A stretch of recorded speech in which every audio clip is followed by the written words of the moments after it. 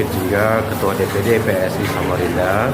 Hari ini PSI Samarinda mengadakan buka puasa bersama anak-anak yatim piatu, anak-anak pesantren, anak-anak dari disabilitas di sekretariat kami di Jalan Perjuangan.